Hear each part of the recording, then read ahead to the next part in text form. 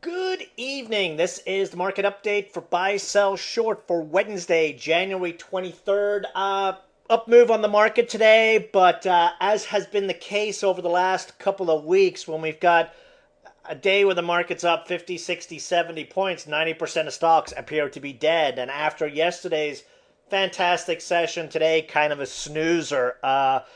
Just to give you an idea, the craziness in this market right now, Netflix, after hours, up 40%, $2 billion increase in their market cap after making net income of, drumroll, $8 million. Woohoo! $2 billion market cap increase. And then we have Apple that posted $13 billion in net income. And the stock is down, shedding $20 billion in market cap. Just the insaneness is back in some of these large caps, and it looks like the Apple story, I hate to jump on the bandwagon, may be over, at least for now. But anyway, back to the market. As you can see, this slow, steady walk higher that has been in place in the market over the last 3 weeks continues. Helping matters was news today that the House agreed to push the debt ceiling crises off 3 more months. Great. You know, what we were expecting as a sell-off in February, which typically happens, we could continue to slowly move higher. Now, we are overbought right now, and extremely overbought. Snowman and myself have been sending back and forth to ourselves emails over the last couple of days on some of the crazy market indicators that are out there right now that we're hitting levels that we have seen in overboughtness, for lack of a better word, that we typically see right before market plunges. However, got a little caveat. If you were in the chat room today, Snowman posted an interesting little tidbit. TD Ameritrade CEO came out today and said clients are sitting on $90 billion in cash in TD Ameritrade accounts. Just to give you a perspective of all the ammunition that is out there for this market. The Fed is pumping in liquidity, but you have so many traders, so many Joe averages sitting on the sidelines, refusing to get into that market. That money will come in. And when it does, we'll probably see a nice 2-3 month pop in the market as they buy into the top. And, that's what we're looking at right now. As for the Dow daily chart, we broke out through the previous highs and are continuing nicely higher. Again, if we go back to that 10-year chart that we were looking at over the weekend, all-time highs, 14,198. We're what? Two big up days from retesting and breaking the all-time highs that we saw back before the meltdown in 2007. As I said, small caps really sleeping today, which, it's kind of crazy when you step back and look at it. Traders are willing to chase Netflix up 40% after hours, $40 a share, after making $8 million in net revenue and negative cash flow, but they're unwilling to buy the myriad of beaten down cheap plays that are down there in small cap land. That's probably a function of so many average traders, Joe Average, Joe Public, still sitting on the sidelines. But the reason I bring that up is that will not remain the case for very long. That money is going to rush in, and when it rushes in, we are going to see some mania and some serious fun in microcap land. But again, we are extremely overbought in the market. But as I've said many, many times, just like we are when we are in bear markets, oversold can become more oversold, and overbought can become even more overbought.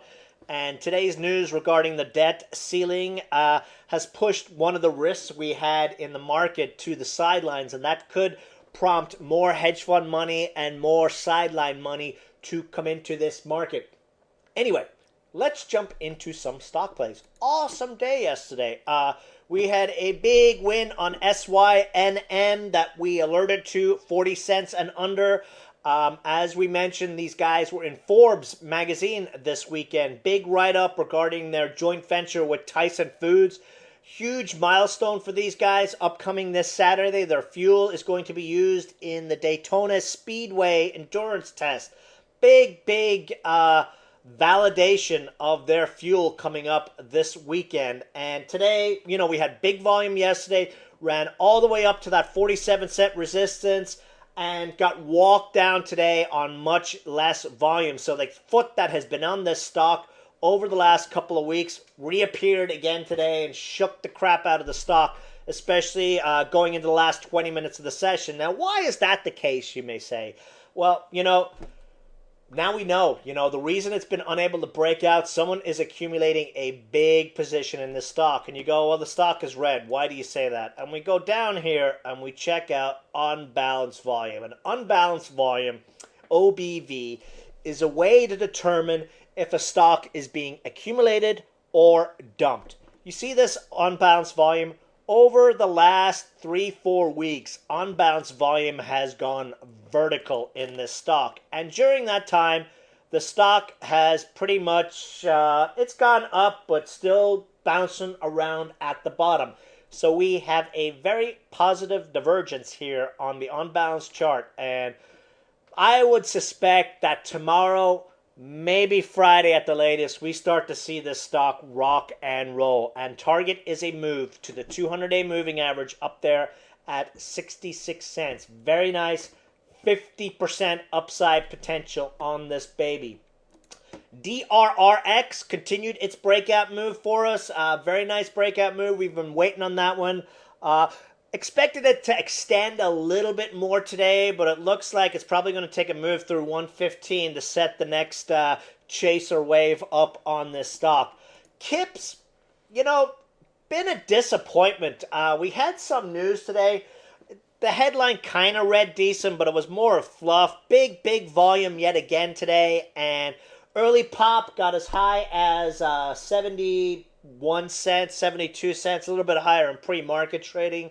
And then they walked it all the way down and did the usual thing we see in this stock, and in the last half hour pushed it down to the lows of the day before kind of rebounding again. What we are seeing here are these douchebags that got the heads up on the financing news, trying to cover their large position that they were able to short, getting the heads up on that news. And we should start to see this stock move higher. What's probably going to take the breakout is a move and a close above the 20-day exponential, 73 cents. I know it's extremely frustrating sitting here watching these guys sit on this stock and not let it run, but big volume pops on this every other day, and let's see. It's probably going to require a little bit of patience like TXCC and PUR did, but just a matter of sitting here. Nice bottomed out chart, continues to get good news. They've got financing out of the way. When it goes, it will be nice to the upside. ATHX, we've been really patient on this play over the last 3-4 weeks. Up, 35% for us now since we tagged this baby down in the $1 area. Very nice move up. Got up to the 200-day moving average. Broke above it today, but we are overbought per the RSI. The close under the 200-day moving average. Unless we get some news out, we could see a retrace back to the 20-day at 119. And I'll tell you, we trace back to there, and I'll be salivating and looking to pick up some shares there. Last but not least, RNN. Starting to see a lot of little biotech stocks starting to put in bounces. We've seen a lot of weakness in them. They had some nice upside strength first couple of weeks of January, week or so of retracement, not unheard of. We've got still this very nice cup and handle formation on RNN. Picked up a few shares today, under 33 cents, 35 cents sets it free, and we're still looking for that move up to the 200-day moving average at 42 cents. Looking at the chart, I think it's ready to bounce. That's why I jumped back in today and starting to nibble on some of these little beaten down plays. They could be ready for a nice little turnaround in the near term. So looking to nibble some of them. I mean, a couple of plays that we jumped into that I mentioned in the weekend, GNVC, Nice little pop since that mention. P-Sun was another one that we picked up. Buck 97 hit 209 today. You know, small little gains here and there. And you know what I keep trying to say, and we hit it up in the chat room. Traders still have that scalper mentality. You know, stock pops 1-2 cents, they're scalping, but big gains on a lot of these stocks are swinging these positions. They give dips that scare the shit out of you.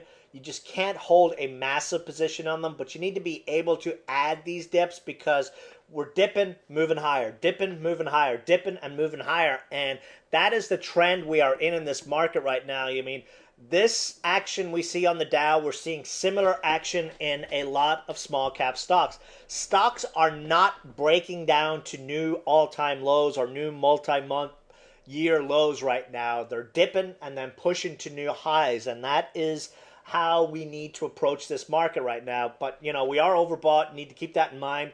Hopefully tomorrow will be a red day and stocks will go boom, and that's been the case of late. You know, we get a nice little dip in stocks and they go, or in the overall market, and we see a lot of these small cap stocks do very well.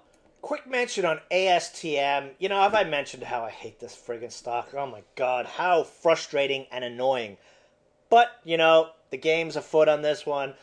Before we know it, some press release will come out and this stock will be up at $1.60, $1.65, just like we saw on NVTL.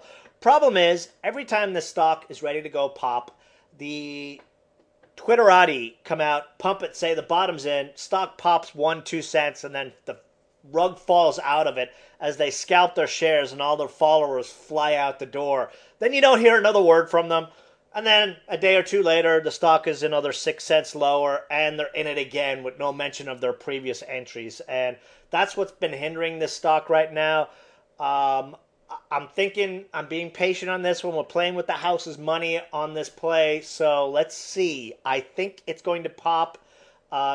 Frustrating to wait and see as it happens, but you know, after these big moves and then dip-offs like this, you see a lot of traders shook out, and then the big move comes. So that's what we're waiting for on this stock. So that's it for the video.